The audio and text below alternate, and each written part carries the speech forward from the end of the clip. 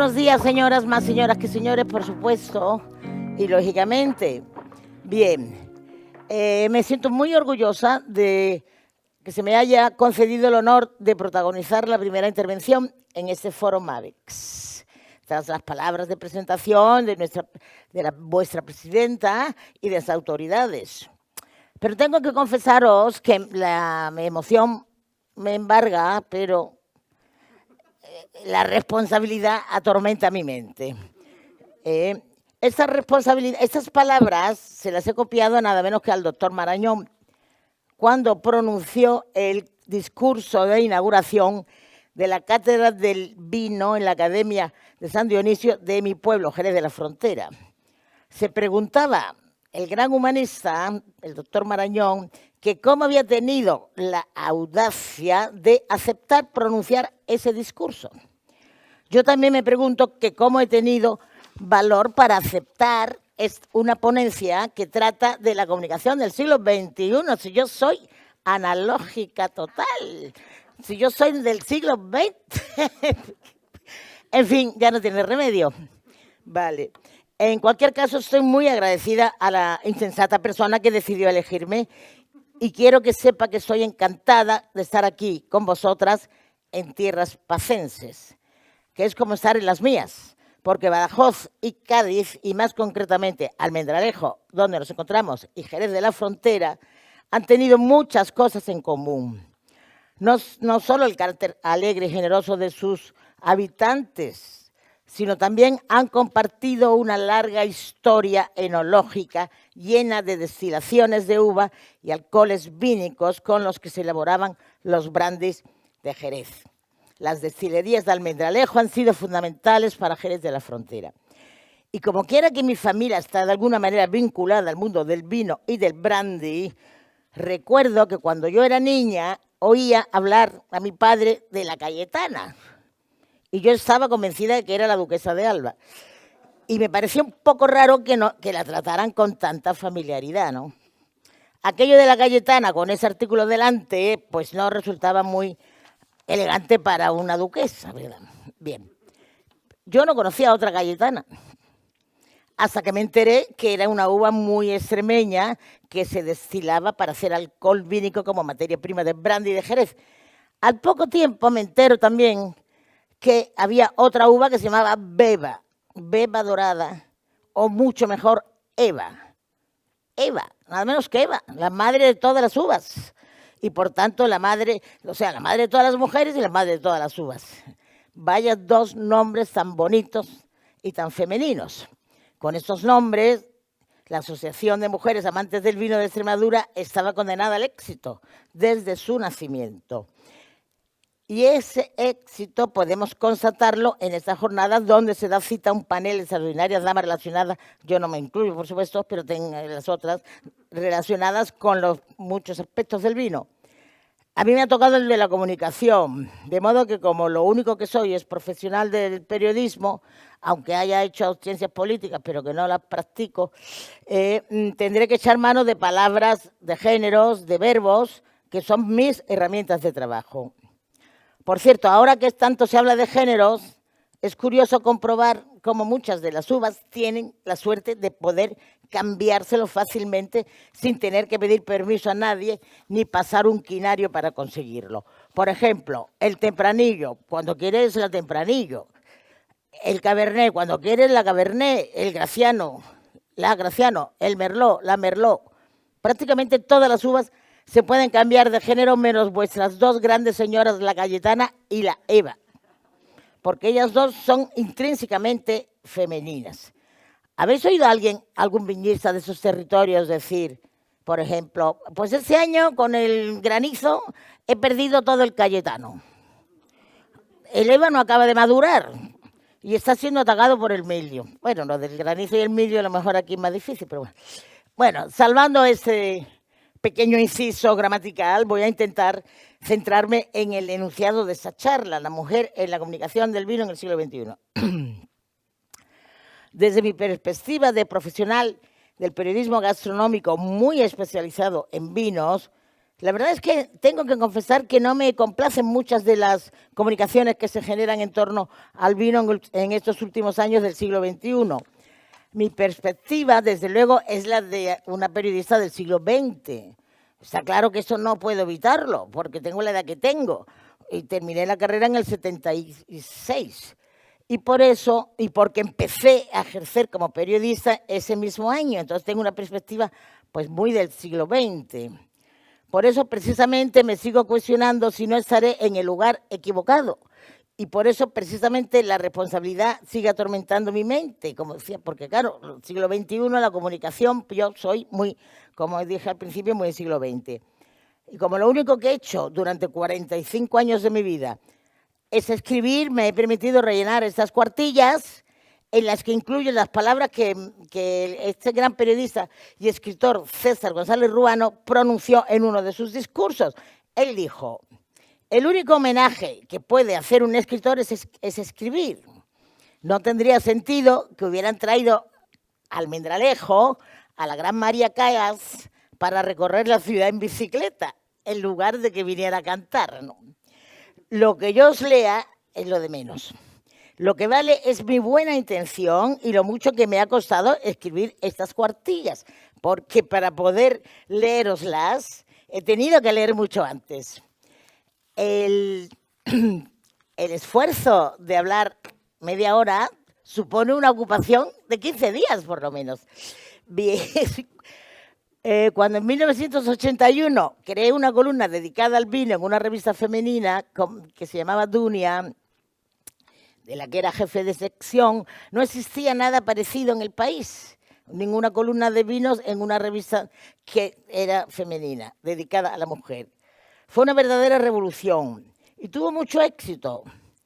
Probablemente porque sabía el público al que me dirigía, mayoritariamente mujer, moderna, que ya llevaba tiempo reclamando progreso y que empezaba a estar un poco harta de que nunca en los restaurantes le dejaran probar el vino antes de servirlo.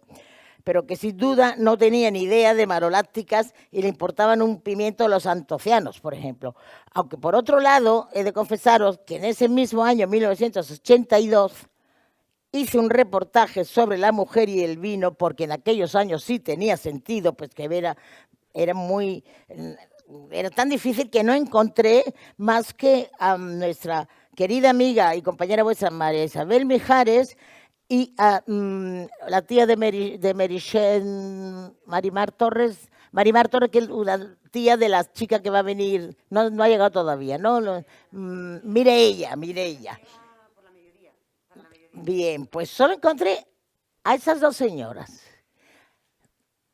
Probablemente hubiera más, pero claro, no había redes sociales, no había internet, no había teléfonos móviles, y yo lo que encontré fueron a esas dos, solamente esas dos señoras. Yo una enóloga, bueno, una señora que tenía un tabaco, un bar y tal, eso sí, en hostelería.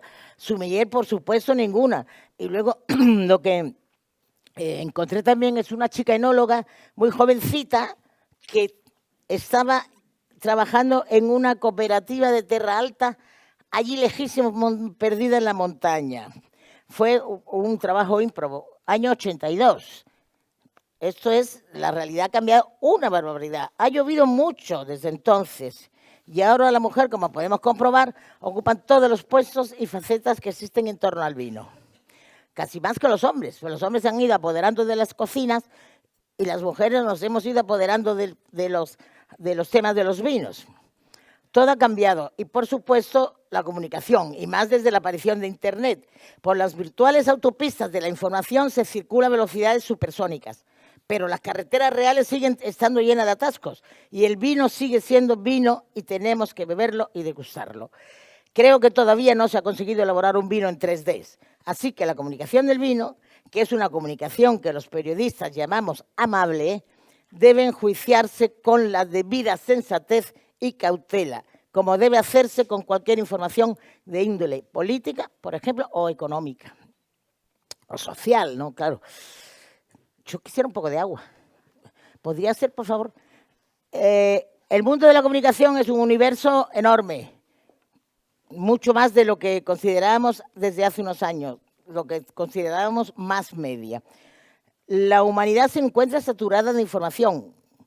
Hay infinitas maneras de comunicarse y no vamos a ser los profesionales del periodismo los que tengamos la petulancia de querer monopolizar la comunicación. No, desde luego que no. Pero sí es cierto que disponemos de una pequeña parcela de información contrastada, revisada, libre y se supone que independiente, que trata de educar, informar y entretener sin exceso de protagonismos ni de vanidades. Creo que desde hace algunos años, estamos confundiendo las distintas comunicaciones. No son lo mismo las comunicaciones de las redes sociales, yo las llamo un poco antisociales, perdón, porque a fuerza de estar todo el día mirando la pantallita, nadie hable con nadie más allá de Siri, ni son lo mismo tampoco las comunicaciones generadas por los expertos en marketing de las propias bodegas, ni las que utilizan los sumilleres y sumilleras. ¿Se dice sumillera? Sí. Ni las que cuelga un chaval de Instagram que se ha quedado fascinado con un vino de garnacha que probó en Cadalso, con su chica en Cadalso de los Vidrios, ni son igual los mensajes y comunicaciones de los nuevos frikis fundamentalistas del vino, que también los hay, que no usan bombas ni metralletas, pero aburren una barbaridad. Y solo consiguen que la mayoría de las personas se asusten ante la posibilidad de pedir un vino. Y entonces pido una cerveza, que es más fácil. ¿Qué duda cabe que todas las comunicaciones, por supuesto, son comunicaciones y tienen todo el derecho a existir y a ocupar parte del universo comunicativo, pero yo no las metería bajo el mismo paraguas. Hay que tener muy claro qué papel cumple cada una de ellas. No se trata de anatematizar a ninguna, por supuesto que no, pero sí debemos tratar de diseccionarlas. Perdón. En mi humilde opinión, lo que está pasando con la comunicación del vino, sea por parte de la mujer o del hombre, que lo que importa es el conocimiento y el sentido común, y ello no es exclusivo ni de hombres ni de mujeres, lo que está pasando es que estamos viviendo momentos de coupage, por utilizar un término muy apropiado a ese foro. Estamos viviendo una mezcla de diferentes comunicaciones. Hay muchas uvas y muchas comunicaciones. Yo no soy en absoluto enóloga, pero jamás se me ocurriría vinificar la uva cayetana sobre madura, por ejemplo, con una uva moscatel de Málaga, vinificada en verde. Imagino que a nadie se le ocurriría. Y yo me puedo preguntar, ¿dejarán de ser uvas las cayetanas y las cebas o moscateles? No, son uvas. ¿Dejará de ser comunicación la comunicación del experto en marketing que utiliza 3 palabras en inglés por cada 4 que pronuncia? ¿Dejará de ser comunicación la del chaval de Instagram que está en Cadalso de los Vidrios disfrutando del vino con su chica? ¿O la de mi primo del Facebook que es un friki de categoría y que solo busca y bebe vinos naturales? No, todas son consideradas comunicación desde el punto de vista de la Real Academia Española, pero yo no las metería, vuelvo a repetir, en el mismo saco. Y por supuesto, no las puedo considerar de ninguna manera periodismo, que es de lo único que puedo yo hablaros. No las puedo meter en el mismo saco porque la mayoría de las mismas no tienen mucho sentido. Pueden que estén mal escritas, desde luego no están contrastadas, es probable que sean muy personalistas, descaradamente interesadas, o simplemente son una idiotez que no interesa a nadie con un mínimo de coeficiente intelectual. Recientemente estaba en un congreso en cuyo programa estaba mi foto, mi nombre y debajo un adjetivo calificativo: comunicadora. He de confesar que me quedé bastante estupefacta y un poco cabreada, si me lo permitís. 45 años trabajando en prensa y me reducen a condición de comunicadora. Vamos, que vamos mal. Sobre todo ahora que hay todo tipo de comunicadores, como vengo apuntando. Bueno, pues este es uno de los grandes problemas. No sé cómo voy de tiempo, es que no me estoy controlando. ¿Me quedan cuánto? 2 minutos. 10. Ah, pues entonces sí puedo. ¿No estáis aburridas? No.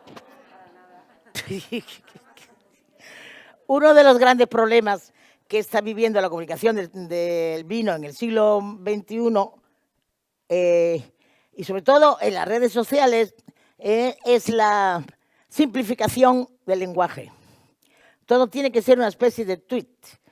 yo lo siento en el alma, pero las redes sociales y el vino, si no es para ventas e intercambios comerciales, no pueden ir juntas, son como aquí del pensamiento y Navarro, una especie de oxímoron. En las redes la gente se enfada mucho, se insultan, se indignan. No hay manera de establecer un entendimiento. Y el vino es hacedor de diálogos, de acuerdos, de cultura, de conversaciones. Creo que la buena comunicación del vino en el del siglo XXI no va por la reducción de un tuit como si fuera un trago. Tiene que ser algo más. Tiene que tener más palabras, más sensaciones, más inteligencia emocional. Es importantísimo. Más seducción, más compromiso. Sí, mucho más compromiso. Compromiso con el paisaje, con el paisanaje, con el factor humano, con el cambio climático. Sí, con el cambio climático. Porque si me lo permitís, a todos ellos le llega su San Martín y eso va directamente dirigido a los que se empeñan en negar el cambio climático. Hace unos meses, en el diario Times, bajo un titular muy llamativo que decía así: tontos y más tontos, ¿por qué nos estamos volviendo menos inteligentes? Bajo este titular se hacía eco del paulatino descenso del coeficiente intelectual de los seres humanos en esos últimos 20 años. Desde el final de la Segunda Guerra Mundial hasta los años 90 del siglo pasado se constataba claramente, y según medidores de coeficientes intelectuales, que la capacidad del Homo sapiens para razonar, inventar y crear iba aumentando, sobre todo, y como parece lógico, en las sociedades más desarrolladas. Pero hete aquí que desde hace unos 20 años se viene constatando lo contrario. El coeficiente intelectual medio de la población mundial más desarrollada no para de descender. Acabará el planeta lleno de idiotas, como en la comedia y la película aquella Idiocracia.